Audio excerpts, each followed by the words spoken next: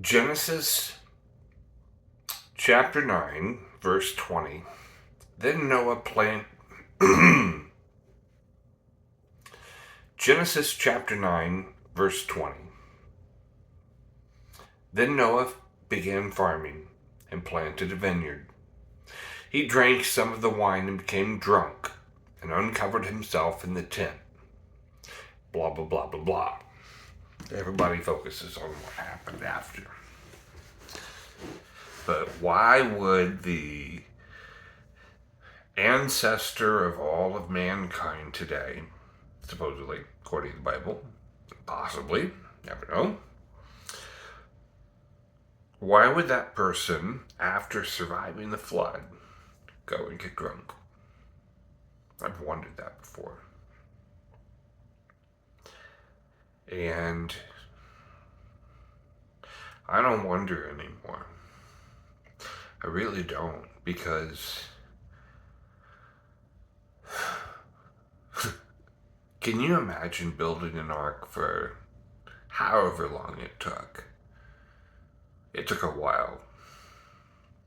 Bill Cosby does a skit about Noah, and basically kind of like violating homeowners association type of thing. Not that exactly, but a 60s version of it. And there's no way around it. You see something.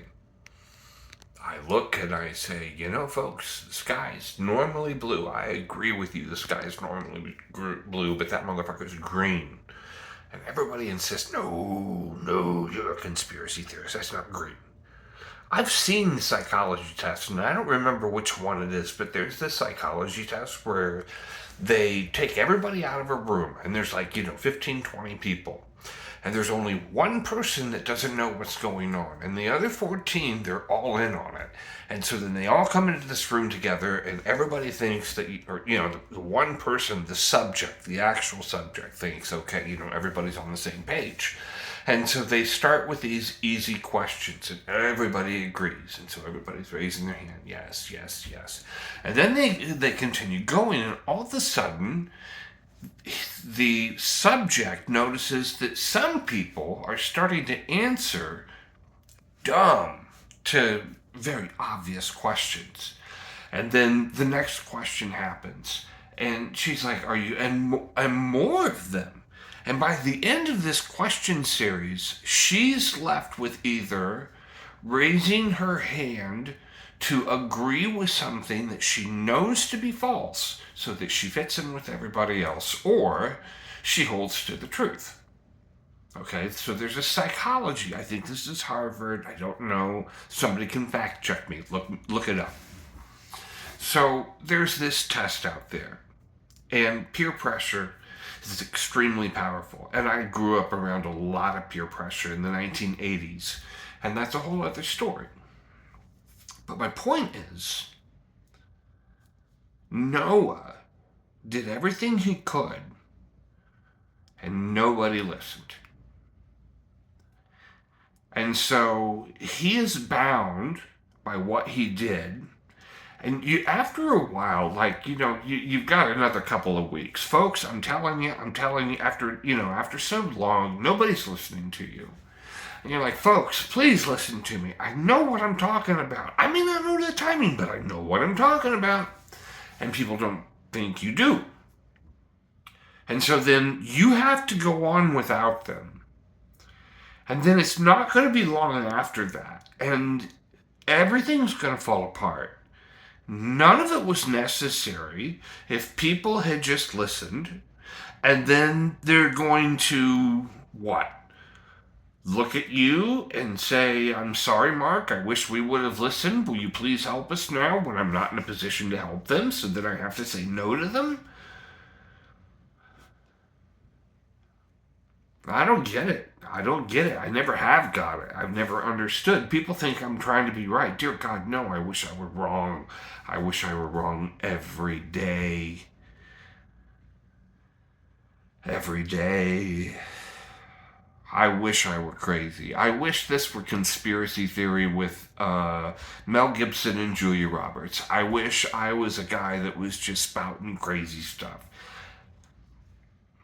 And religion screwed my head up. I will not deny that in any way, shape, or form. But it did teach me to be a critical thinker, because I have seen a lot of people demand things of me that they're not able to do on their own.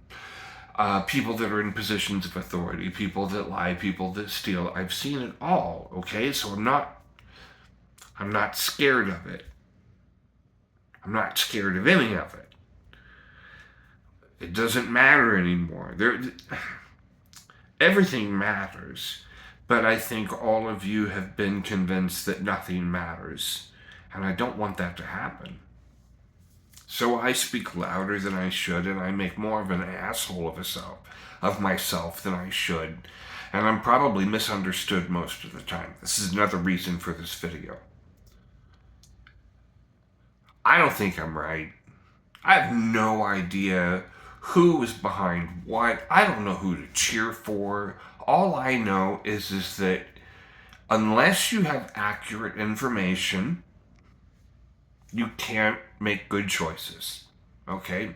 If you pretend that you are the Nazis for a second, all right, since MAGA is called Nazis, if you pretend you're the Nazis and you pretend you're Hitler, would you rather know where the Allies actually landed before the time that your aides decided to wake you up and lose World War II because of that, or would you rather them have told you the truth? Of course, you would rather them tell you the truth. Hitler lost because people were afraid to talk to him. Where was I going with that? Cut.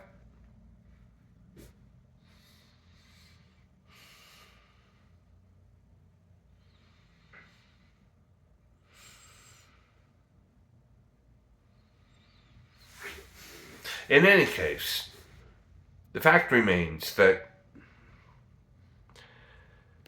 Noah had to listen to people. He knew. It's like everybody's on this bus and they're all excited to go on a field trip to the Soylent Green factory. And you know, it's like Soylent Green's made of people. And everybody's like, woo, we're going to Soylent Green, it's going to be so much fun. And eventually you have to get off the bus and you let them go to Soylent Green. And then, they go in the store and you start hearing the screams. And it's people that you care about. It's people that you love. It's people that you thought that, in fourth grade, you would still be able to go and hang out with them at some point in your life. And you hear these screams and you hear these things and none of it was necessary. And there's nothing that you can do. And you tried as hard as you could. You pushed, you begged, you did what you could, and nobody listened. And so you have to listen to that and be able to do nothing when all you wanted to do was prevent that. And you have to become somebody that you desperately hoped you would never become. That's why Noah got drunk. That's why Noah planted a vineyard as soon as he got out of the motherfucking ark. And he started getting drunk. He did the job. He failed in what he wanted to do. He ultimately succeeded in the mission, but he had higher hopes, and none of it worked out, and he has to live with the consequences of that. And that's why Noah got drunk, and that's the story. Sometimes the people that do the things that God wants or needs done, they don't come out of it whole. They can't, and that's okay. God doesn't judge you for that. I don't think so. And I do my best not to judge other people according to that, but I think that's why Noah was drunk. I think I get it a lot more now. There's a lot of things I get a lot more now. Hope this was helpful.